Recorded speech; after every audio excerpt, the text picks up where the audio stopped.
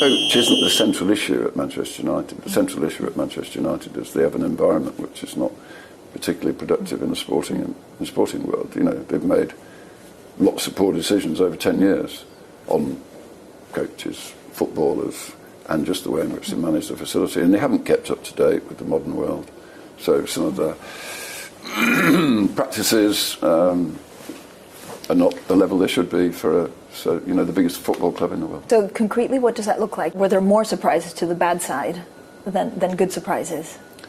I would say that everything we've looked at has presented itself as an opportunity, which you could interpret as saying there is room for improvement everywhere we look. There's room for improvement at Manchester United, and we will improve everything, because we want to be, at the top of our. We want to be competing for the Premiership every year, and I don't think the solution is to buy an Mbappe.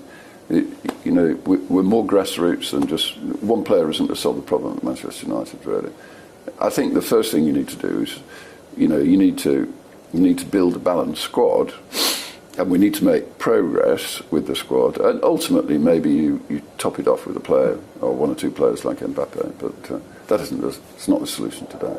So we are back once again here on the United and Everything Football Podcast. Thank you for joining. Our Euro series is also ongoing, so please make sure you watch some for us. It's always great to have you on this podcast. I'm joined here today by my very good friends Kwame Nchubuesiako and Nathan Kwao. In the course of it, we'll be joined by our friend Michael Akomiademeza. We've got a lot of things to discuss today, but primarily on an interview that the co-owner of the club, Sir Jim Ratcliffe, the man who has sporting control and to a larger extent all control over the club, has been speaking. He spoke to Bloomberg. We'll be sharing with you just bits and pieces. We'll leave the full link of the full interview in the description so you can go watch it out for yourself. But we are here to discuss and analyze a few of the things that he talked about. And Kwame said something to me earlier in the day. He said he doesn't remember the owners of our club ever speaking to us before. Never. This is not our club. This is not our club. I can't recognize our club. It's a different club. Anyway, I'm joined here by Kwame Nchubuesiako. Kwame, how are you doing? I'm good. I'm doing great, actually. Are you enjoying the It's a good time. It's a good time to be alive. You see, Spain just put out a masterclass for performance. I was in awe. Of what I just watched right now. The scoreline didn't do them any justice. It was just great. Nathan Kwao is with us. Nathan, it's great to have you back on the pod. Yes. I've not been here in a while. Yes. Adulting is a full-time job. They never told us. The adulting is adulting. No breaks, no rest. No break, no rest. Nothing. It's happening all the time. So yeah. All right, that's great. It's great to have you guys around. So please, if this is your first time watching, please remember, you know what to do. Hit the subscribe button and hit the notification bell, please. Remember to like our videos and please leave a comment on everything that we discuss here. We'll be happy to hear from you. You are part of us.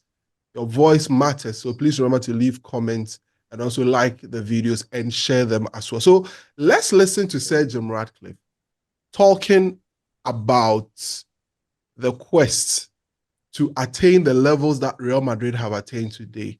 He talked about United's net spend as against Real Madrid's net spend over the last 11 years.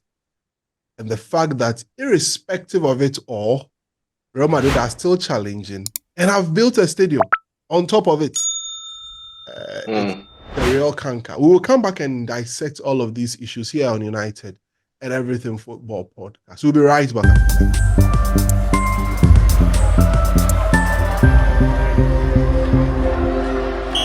Everything we've looked at has presented itself as an opportunity, which you could interpret as saying there is room for improvement everywhere we look. There's room for improvement at Manchester United, and we will improve everything, because we want to be, at the top of our. We want to be competing for the Premiership every year and competing for the Champions League every year. That's where we need to be. We need to be where Real Madrid is today, but we're not there at the moment, and it will take time. You can't It's not a light switch. You can't, flick a switch and it's all going to be. Is there a club? Tomorrow. Is there a club or a company that is the template of what you want it to look like? I think Real Madrid have done a fabulous job, really, to be honest. There's an interesting statistic which compares Real Madrid with Manchester United. If you look at the 10 or 11 seasons since Alex Ferguson and David Gill was the CEO, they retired at the same, or they left at the same time. During that period of time, Manchester United's net spend on players, so that's players they bought less the income from players that they've sold, is £1.1 billion. So United have not been mean with the chequebook. They've actually spent an awful lot of money. Real Madrid over that same period of time is only £200 million, which is surprising when you hear that, because today they have a squad where 6 or 7 players are valued over €100 million, and Manchester United doesn't have any players that are valued at €100 million or more. And Real Madrid have built probably the finest football ground in the world, using the same chequebook, because for the 900 million that they've improved over United, they've managed to build the new Bernabeu. All right, thank you very much. Welcome to that was Sir Jim Ratcliffe talking about everything. I mean, I don't know if you guys have noticed the way he speaks with a lot of authority, like a rich man speaking. I know what I'm talking about. That's money talking. But Nathan, let me start with you. What fascinates me is the level of information he's gathered around the club and the authority with which he speaks. Like, it's not like any ordinary owner who has a property and has outsourced it to someone. He speaks with a lot of facts. But let's start. What do you make of the assertion that he was making, that looking at the way we run our club and the level that he wants us to attain and everything, Nate? I was very happy that for the first time in a very long time, somebody was very honest about Manchester United and its current state in relation to the elite of European football or world football. For many years, the word you get from the people who were in his position or in positions of power and authority at Manchester United, the indications you got were, everything is fine, or we are just a few windows away. If we keep throwing money at the problem, it will be okay and we'll be back in the big time. I think Sir Jim Ratcliffe has painted the reality a lot of fans have seen for many years, and the Glazers probably have never seen. Probably Ed Woodward saw a bit of it, but he thought if he threw money at the problem, it would work. And some of the other guys who have been at United running the shop. So I was very delighted to hear some very honest truths from Sir Jim Ratcliffe. And I think that it puts everything into context and it highlights how far behind Manchester United are as a club. I've always said it, and I always tweet about it, that United are about a decade behind in terms of running a proper football club and being a relevant football team that challenges for the biggest of trophies and titles. So, sorry. So I'm happy, or I was happy, just hearing the honest truth from Sir Jim Ratcliffe. And you see, Real Madrid are the standard. You can love it or hate it, but they have shown everybody that you can rebuild. It may be painful, but if you get it right, there are rewards, that will come your way. And I think if you want a team to emulate, there's no better club to emulate in European football than Real Madrid. So I guess they have set the standard, and every other club is trying to match that. So I was happy, very happy hearing Sir Jim Ratcliffe talk about the state of United in relation to the biggest teams in Europe, and the fact that he wants to get there. He's not only admiring them from a distance, but seeing them as the target, and the ultimate target is to mix it up with them every season so that United will also be amongst the United are, United as part of the biggest clubs, I agree. But really when it comes to mixing it up on the pitch in terms of hunting for the biggest trophies, United have not done so in a very long time. And so I'm happy to hear somebody who has sporting control admit that things are in a poor state, but also saying that he's ready and willing to work hard and get to the promised land. Yeah, well, that's very good. Kwame, let me remind you of where Real Madrid was before Florentino Perez took over. They were getting knocked out in the Champions League frequently by Olympic Lyon. Sporting wise, they were not there. I mean, they were that team that at that point had players like Royston Drenthe in that team, signing all sorts of weird players, having all sorts of weird coaches taking over from Carlos Queiroz to Wande Ramos to Vandalen Luxemburgo and all of that. Yeah, Vandalen Luxemburgo, legend. With all of these names coming. They had this bowed player from Everton. His name starts with a G. I think it was Danish. Gravesen, Thomas Gravesen. And all of these players had gone through Real Madrid. And that was when Florentino Perez had come and had left. And then, I've forgotten the guys. I think it was Calderon. Ramon Calderon taking over as the president of the club. And then things happened. And then he came over, signed Galacticos, announced himself by signing Benzema, Kaká, Ronaldo, and a few more players into the fold. Do you liken that situation to where we are? I'm sure we have gone down. We have gone further down. I mean, in terms of how things have been and the comparison that he's making. Let me draw this analogy. I was doing a residency program in Ghana before I left for Germany. And in one of my rotations, my psychiatry rotations, we came up across a case of alcohol withdrawal. And we wanted to get this person to accept, first of all, that he's an alcoholic, because the first way of curing your problem is actually accepting that you have a problem. Yes. If you don't accept that you have a problem, you can't even begin to solve your problems. That's true. So we have to accept where we are. That is why I side wholeheartedly with what Nathan said, that accepting where we are, as low as we are, is the starting point. That we are a decade behind. He put it absolutely perfectly. We are 10 years behind. Reason being that our co-owner had to date our problems all the way back to over a decade ago. Yeah. Compared us to Real Madrid from that time to this very time. Stated the differences so clearly in terms of finances, in terms of success on the pitch, and in terms of success off the pitch. Yeah. So you can tell like we are way. And in order to sort of build our way back up there to where Real Madrid is, he stated it. We don't start with Galacticos because we've been throwing money at our problems anyway. We are signing players for 100 million euros who don't do anything. Players for 8-9 million euros who stay for 6 years and play better for their national team than play for their club. Like, we've been doing it. We've just been throwing money at our problems and it doesn't solve it. We have to start building from scratch. We can't get to Real Madrid in a year or 2 years. We have to build our way there. And in building our way there, we have to get our basics right. What he said that was most intriguing to me was Manchester United has more accountants than sporting people at the football club. That hits me.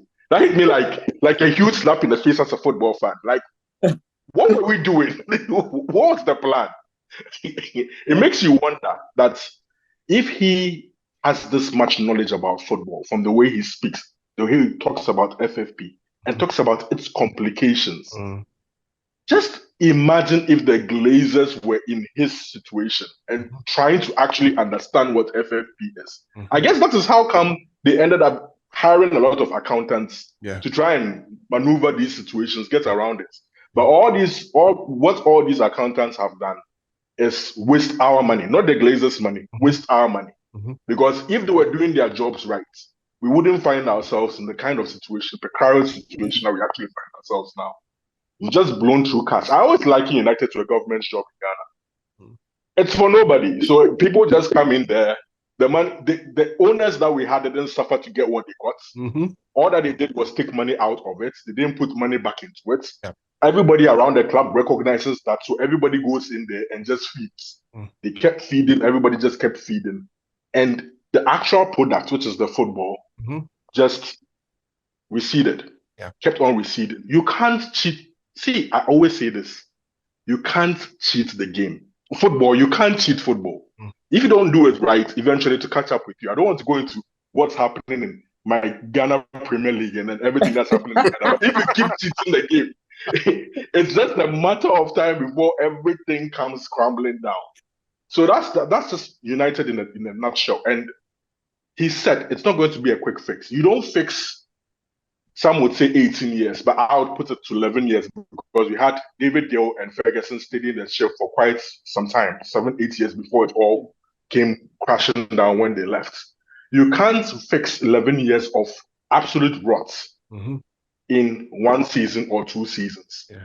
If you listen to what he's highlighted, the points he's highlighted, I'm sure we'll get into all of that very soon. Yes. It's going to take some time to clear things off the pitch and fix things on the pitch as well. Very deep thoughts, guys. Very, very deep thoughts. And it makes me wonder how this is all going to get fixed. And earlier in the morning, I mean, we're having a conversation off record, and you made mention of the first thing that I wanted us to do. We have to accept where we are. That's the thing. It's an honest admission of where we are. Now, the next thing is the patience to go through the solution, because he likens everything to a light switch. He says it is not like a light switch where you turn it on or off and then everything resolves or gets solved at once. And Nathan, that brings me to a very pertinent situation, the transfers. He spoke at length about it. You know what, before that, let's listen to Sir Jim Ratcliffe as he speaks about the challenges we find ourselves in with regards to transfers. As a fan, you need to listen to it very well and understand exactly what he's saying, because those are the real facts, or those are the real situation that we find ourselves. And if you don't see signings as you'd expect, these are the reasons. Let's listen to Sir Jim Ratcliffe talk about it. But so would you be ready to spend, that amount of money for an Mbappe-like player for Man United? Well, you have to look at the balance sheet to start with, and I don't think the solution is to buy an Mbappe. We're more grassroots than just one player isn't to solve the problem at Manchester United, really.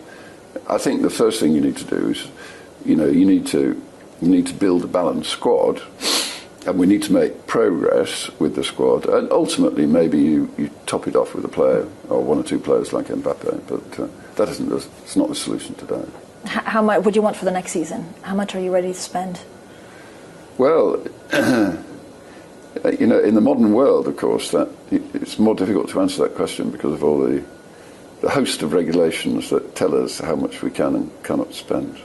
We have FFP to deal with, so we've got more accountants than we've got sporting people at Manchester United trying to run all the models, of course. But so it is a function of what you're spending, what your balance sheet and what your spending looks like, and what your salary bill is for existing players and what your amortization bill is for existing players. That decides how much you can spend for the next season. So Manchester United has spent quite a lot of money in the last 2 seasons. I think they've spent about 400 million, and they've got a fairly high wage bill and they've got fairly high amortization costs. So that limits the amount we can spend according to the FFP rate. So it will be a combination of sales and purchases, and of course there's always this variable about what your income's going to be. So you're sort of always trying to estimate what your income will be to decide what you can spend on players, because you have to make assumptions. Are you going to be in the Champions League? Are you going to be in the Europa Cup? All right, so that's Sir Jim Ratcliffe talking about transfers. He makes mention of the FFP, he makes mention of the PSR. Says these are 2 different regulations. One domestic regulation, one a confederation or an international regulation that the club has to comply with. And what the relevance of qualifying for the Europa League has done to us. Nathan, let's get deep into this. How do we explain this whole FFP, PSR, and its implication, and what Sir Jim Ratcliffe has said about its implication on the kind of players we would want to bring in to solve our problems? And do you agree with the idea that it will take 2 or 3 windows for us to get to the level we want to get to? Yeah. To answer the last part first, I completely agree that it would take. I'm surprised he even said 2 or 3 windows. I think it might take longer. See, because there are different parts of the football club that that needs to be reconstructed. Just looking at the playing body alone, you have to build the defense. You need to have it in layers. You need to have cover for each position. The goalkeeping department must be stocked again. Midfield must make sense. And a midfield that is versatile and can do different things. So that will require different types of players. And that means in terms of quantity, more players coming. And then an attack that should be sharp enough to score goals. So you should have players who can produce a good amount of goals, players who can produce 15 by themselves, 20 goals by themselves across the front three. And, you need to have those players combining all their numbers to ensure that United is scoring 70, 80, 100 goals a season. Because clearly, if United will do well this season or in the coming seasons, look at Man City. They score 100 plus goals. Look at Arsenal. They are scoring 100 goals. Look at Liverpool, that number. So it means that if you want to get to that level, you need a forward line or a team that can produce almost 100 goals or 100 goals or more. Now, you're asking about transfers vis-a-vis FFP and all of that. Now, basically, to those who do not understand, the rules have been designed or reviewed to ensure that clubs are healthy financially. What you earn, what you spend should make sense. They should sync.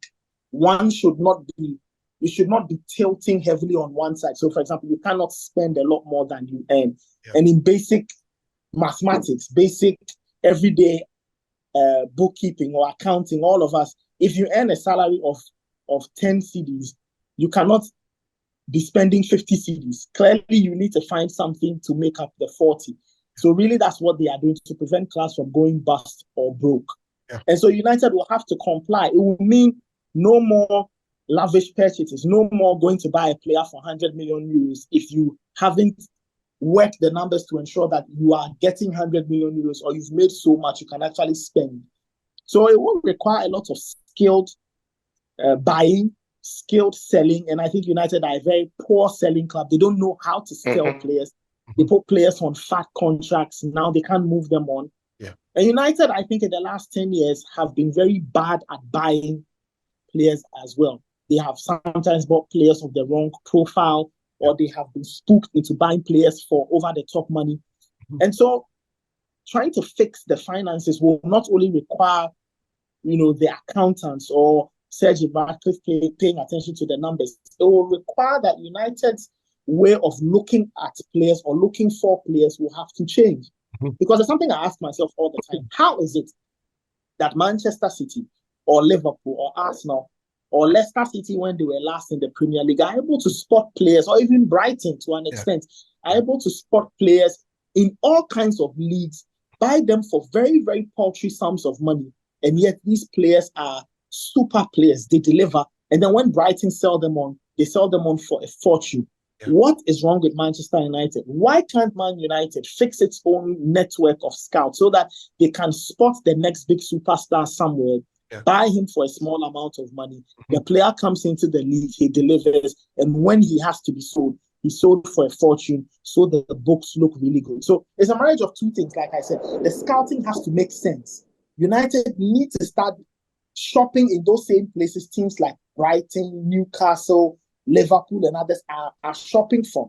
They need to spot which player is coming up the ladder. They need to snap up those players very quickly. So in a few years, those players are worth a fortune. And then the second part of it will be working the numbers, looking at the books, getting rid of dead wood, putting players on more sensible and more realistic contracts, and United learning how to offload players, because I feel it's a big deficiency we have as a club. We don't know how to sell players. You put players on fat contracts. Now, when you want to move them on, it becomes a problem. Harry Maguire and Scott McTominay stayed simply because West Ham looked at the wages and walked away. We couldn't agree on simple fees for Scott McTominay and Harry Maguire. And the story is the same for a lot of other players United have on their books. So, again, I'm happy Jim Ratcliffe has highlighted this. And I do hope that the club will still have the PSR or FFP rules in mind, but at the same time, do some proper scouting proper footballing scouting so they can get players who will not cost a fortune, but the players who can still help this football club take good steps forward. Well, very, very, very, very well with that. And to add a bit more to it, it looks like things are changing because from the reports we gather, United were in for Tosin Adarabioyo, who has joined Chelsea, and I think they were quoting around £150,000 a week, and United felt that it was too high to pay for a player who would be not a first choice, but a second or a third choice defender. And it looks as if the new administration or the new regime wants to move away from that. We are joined here by Michael Akomia, the Messiah. As I told you, Akomia, I hope you can see us and hear us and be part of. Yes, Mami. I hope I'm clear here too. You are clear. Everything is okay. Very, very good to have you on. Sure. On. I'm sure this is the first time. Michael, how are you? Hey, was. Was everything cool? Was great. So, all right. So, Michael, we met my boss here. So, Michael, we should have your very good friend Sicho here too. Hey, my chairman, Sicho. Well, all right. So, guys, let's get along with it. So, Michael, we've been discussing issues with regards to Sir Jim Ratcliffe's interview. We've already discussed the first part of it. I wouldn't want us to go back to it, but we are discussing. He talking about the challenges you are likely to face in this window due to FFP, PSR issues or regulations that are likely to hamper things that we want to do. But I want to pick your thought on it before I get to Kwame. Should United fans be agitated if we don't see the kind of transfer we want to see? There is a lot of mess at the club in the first place, and it's not actually going to take one transfer window to fix all the problems at the club. And if you listen closely to what he said, he thinks creating a solid environment or a harmonious environment or a competitive environment is very essential in making sure that the output we come out with on the field is going to replicate a lot of trophies for the club at the end of the season. So I believe we should keep calm as fans. We can't use one transfer window to solve about 10 years transfer issues or mess that we've actually done at the club. The bad names that we have, especially when you go to agents who feel we can be exploited. You look at going in for deals like Anthony, you look at going in for deals like Harry Maguire, you look like going in for deals for average players who were given to us for huge prizes. And personally, to take time for us to settle, calm down, and make sure that we get things right on track. Let's look at Jared Braithwaite. We are in for him, but you look at the pricing of Jared Braithwaite. If we don't get him, we are supposed to look for alternatives. If the prices of alternatives also go up, we need to sit back, relax, try and get a player from the academy, or make sure we use the ones we have till we get the right figure for the right player that we want. Then we bring him in to make sure that at the end of the day, we don't overpay. And these are things that is going to earn us respect in front of agents. Because if we mess up this time around under Ratcliffe, it is over. Your first step is always going to determine how others are going to react towards you. So if you make a mistake now, it's going to live with us for the rest of the times that you are going to have Sir Jim Ratcliffe at the club. No matter who becomes the CEO, no matter who becomes the sporting director, because we've already set the pace for agents to loot us or for clubs to loot us. So I think we need to be patient, be calm. I know we are not going to get a lot of players this particular summer. We are going to cope with some few of them. One, two others, that prices will actually fall into the budget that we have for the right figures, the right value. And we are going to work with them, then go into another summer. Bit by bit, we are going to get there. Bobby, how do we ensure balance? You are trying to correct a decade-long way of doing things that has brought you the result you don't desire. This is also a club or a team that is in need of quality players. And as a result of that, you can't say, because I want to correct things, I would decide to, use what I have, which is likely to lead into the same situation that we find ourselves of complaining about a lack of quality. In your estimation, how do we ensure this balance? He said one thing, another thing that, in fact, he said a lot of things that actually he said to fix the problems at Manchester United, I have to take a lot of unpopular decisions. Yeah. Unpopular decisions. What he said pertains to people within the club, as football fans, football agents, football players, anybody associated with football. Manchester United have to take certain decisions that would not make people happy, will make people uncomfortable. It's the only way to start to right the wrongs at this football club. So I'll speak to the fans.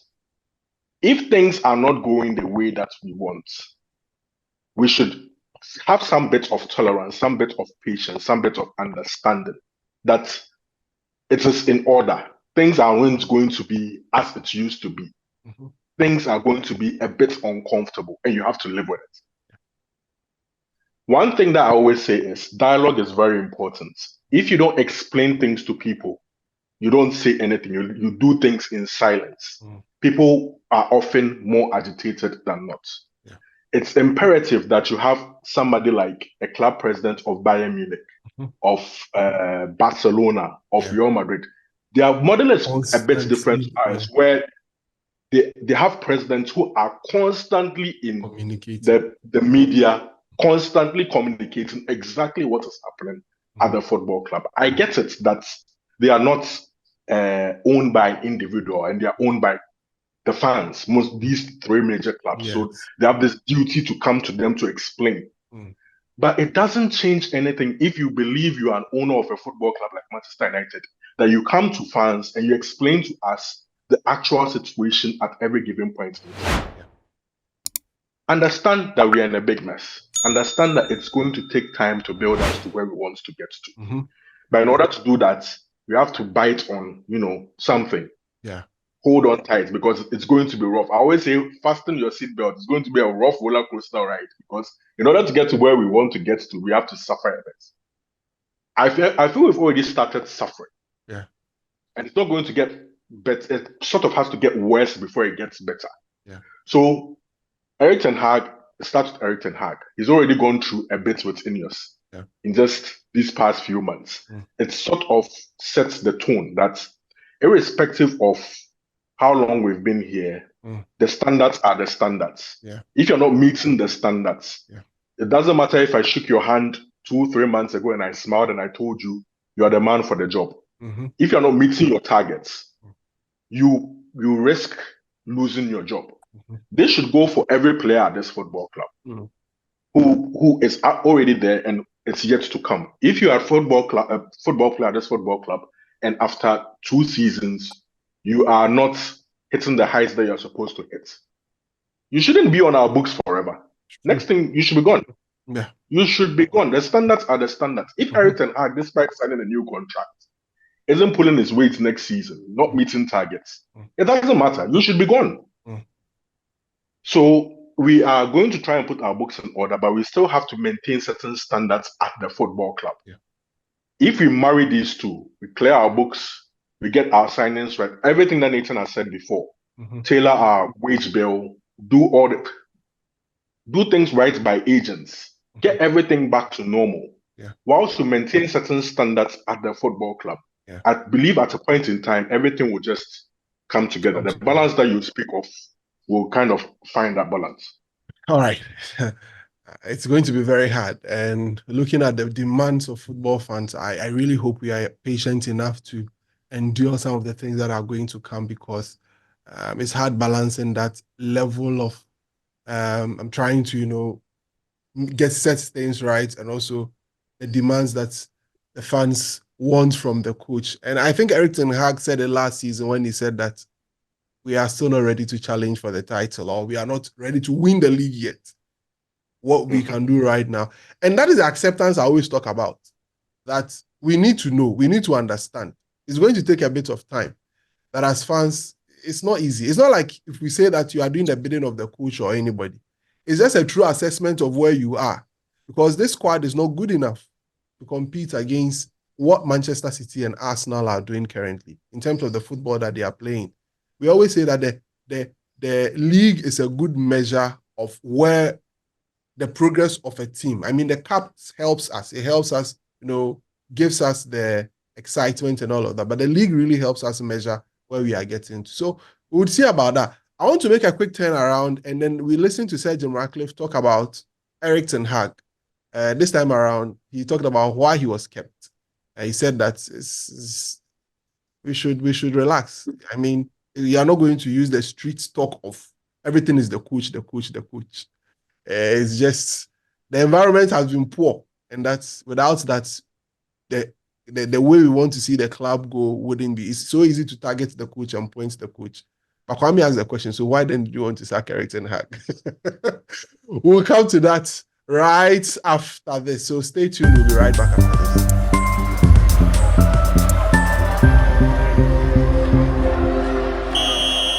Frustrating. So the manager is now sticking around. There were so many media reports that he wasn't going to stay. Did that bug you? I mean, it's for the team to decide, about coaches and management and players and all that type of thing. So, I mean, there tends to be a great focus in football and an attribution of success or failure, sort of blame on a coach. But it's not all about a coach. It's about many more things than that, really. And, the coach isn't the central issue at Manchester United. The central issue at Manchester United is they have an environment which is not particularly productive in the sporting world. They've made lots of poor decisions over 10 years on coaches, footballers, and just the way in which they manage the facility, and they haven't kept up to date with the modern world. So some of the practices are not the level they should be for the biggest football club in the world. All right, so we are back. Thanks for joining us here. If you've not subscribed, please remember to hit the subscribe button. Please remember to like and leave a comment. So that was Sir Jim Ratcliffe talking about the environment around the club, around the manager, and how it has been the cause of the issue. Is that he said the ordinary man on the streets, it's always easy to finger that it is the coach, but there are far more things that's happening. Akomia, you have been on this train for a very long time about the environment, the environment. So if they are not fixing the environment, what should we do to them? Because they have identified the environment. I think they are in the right place to assess what really went wrong in the last few years in the club. Yeah. They've brought men in. The little I read about Sir Dave Braceford speaks a lot about how he uses marginal gains to attain whatever he wants to achieve. And he's a man that goes deep into matters, assess the situation, even the minute ones. He tries to correct those things to make sure that he has the right environment to enable each and every one involved in their sporting project to work or do better in every aspect or everything you give to them to actually carry. Yeah. You look at what the club has been through in the last 10 years, and you look at what has gone on. I believe if you blame coaches, there's still the stagnant problem in the club. One, we overspend a lot. Number two, we buy top players. When they come into the club, they can't perform. The last time we even sold a player for £50 million, I don't even remember.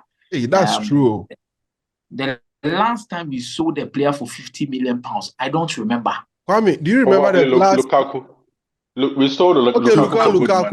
We sold Di Maria. So Di Maria to Paris Saint-Germain under Luis Van Gaal, Lukaku to Inter Milan under Jose Mourinho. Then under Ole Gunnar associate Dan James. That was like 30 million. That was like 30 million. Yeah. So the thing is we rarely sell players for profits. Dan James happens to be the only one that we sold for profit. That we sold for profit. But if you look at the trend, I think Luis Van Gaal sold one key player. Jose Mourinho sold one key player. Ole Gunnar Solskjaer came to sell one player. So we are looking at what Erik ten Hag is also going to do if he's also going to sell one key player to generate money for the club. But in a nutshell, Kwame, I believe the coach is the least of the problems we have in this club. Because we've tried different kind of coaches. Mm-hmm. We've tried the pragmatic one. Mm-hmm. We've tried a philosophical coach. Mm-hmm. We've tried a former player. Yeah. we've tried the chosen one. Yes. We've tried a lot. We've tried even a professor in Ralph Ragnick. We've tried every single type of manager to come and make sure that we win something or the club performs. Yeah. But it looks like we only cover the cracks for a short period of time. Then it opens up again and we begin to suffer.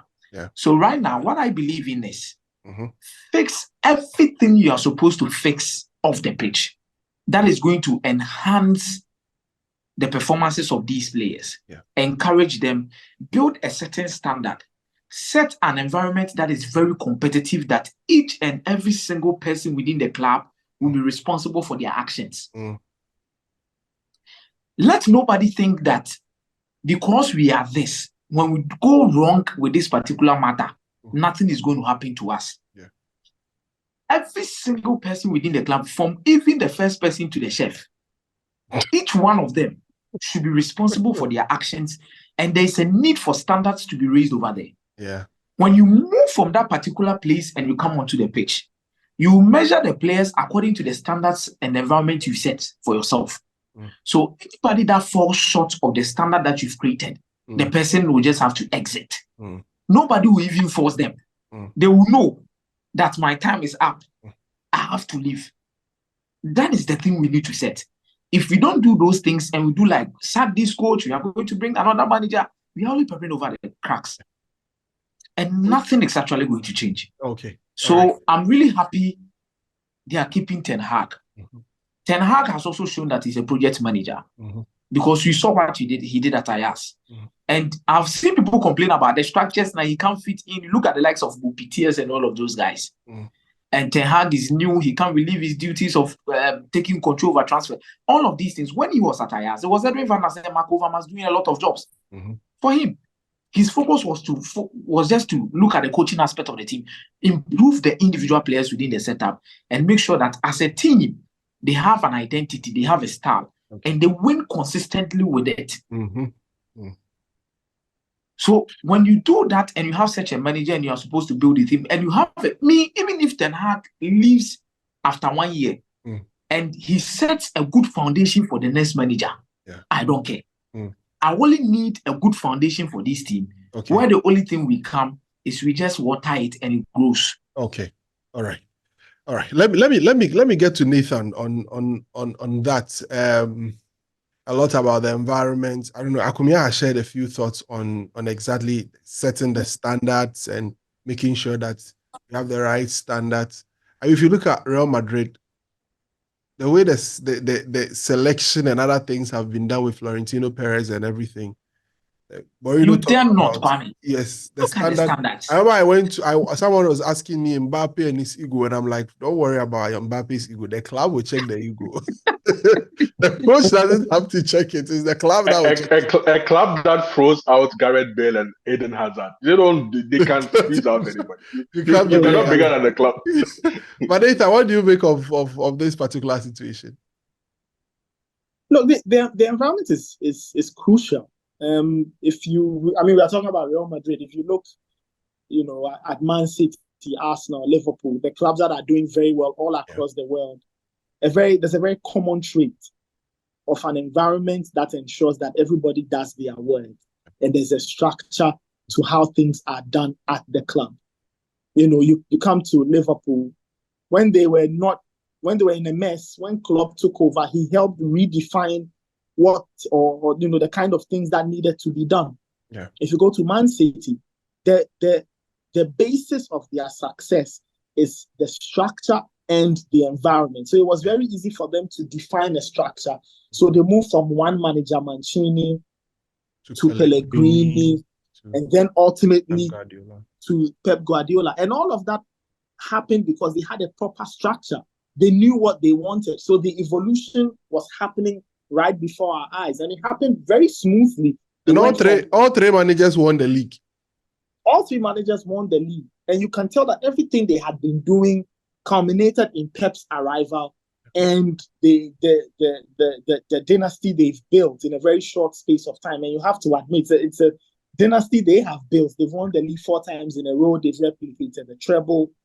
So the environment is key. And I'm happy Akumia mentioned Ten Hag's situation at Ajax. The fact that there were people who held certain parts, of the work, and then Ten Hag focused on other things. So to be fair to Ten Hag and to Ineos, I guess creating or recreating a proper structure for a manager to work in is the least you can give any manager if you want him to handle a job like Manchester United. And I'm happy that there are attempts to make that happen. I hope it comes together, it comes to fruition. Then you can judge a manager based on his work, because then you can argue and say, everything has been done for you. The sporting director exists, football director exists, there's an operations guy, there's a COO, whoever. Those people are there doing the job, giving you the players that can help. And yet, if you can't deliver, then I'm sorry, we have to move you on. So I believe in the structure and environment being there, being in place, because the biggest clubs have those things in place. And once United can replicate that, it will come together. We've all established it will take time, but I believe that if the structures are in place, you start to see a transformed team, a team that has an identity, a team that is playing some great football, and ultimately it should lead to trophies and a rewind of the successful years when we would not ask, did Man United win? We would rather ask, how many goals did they score today? Because the wins were not. I miss those days. When are we? When are we? Sometimes in my saddest moments, I watch some of the old games and I smile and say, those were the good old days. When you wouldn't even bother watching the game because you knew 3 points were guaranteed. It was just a matter of we were dominating our TV rooms. So in our TV rooms, in our universities, we were dominating our TV rooms. We all want the good times to come back. And the good time these days, good times can only be created if there's proper structures in the right environments, are set up and created. Okay, Kwame, let me end with you. Sergeant Ratcliffe, how much of the absence of Omar Barada and Dan Ashworth really affecting the things that we are doing now, the environment? That's I was waiting for a question like that, because I have an analogy. If you're a man of the house, as you claim to be a man of the house, you have to create a home, don't you? Yeah. In creating a home, you have to provide everything that a man is supposed to provide.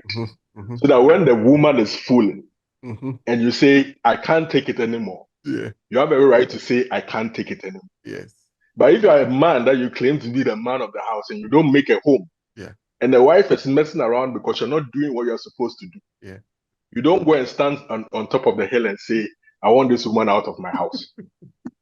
What I'm trying to say is, Manchester United should create, like both of the honorable guests on the show have said, create the proper environment for the coach to be able to do the best job.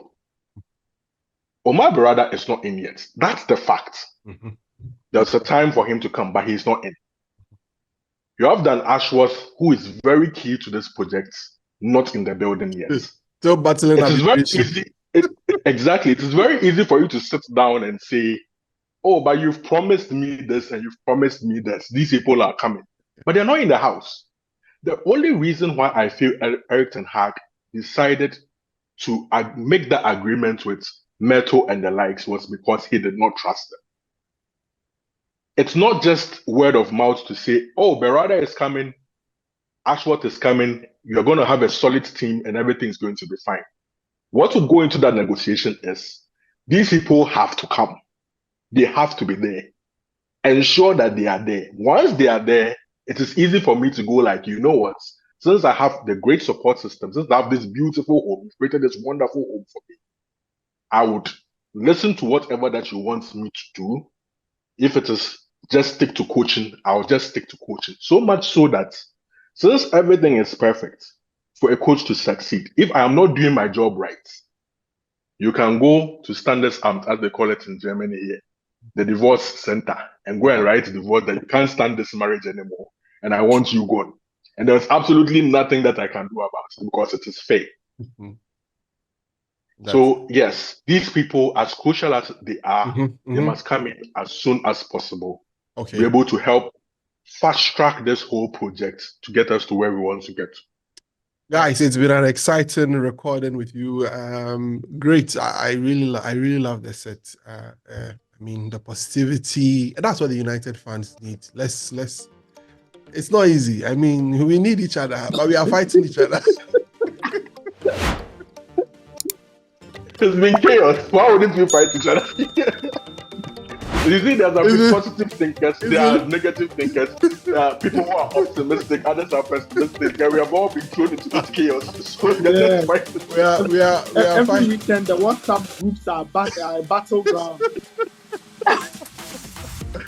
Charlie, guys, thanks so much for being on this podcast. Thank you, Nathan. Thank you, Michael. Thank you, Kwame. Dr. Kwame Nchubuesiako. for the first time ever, you refer to me by my title. I'm grateful. No. All right, so remember to hit the subscribe button and hit the notification bell. Please leave a comment, like the videos. We'll see you on the next one. Have a great time.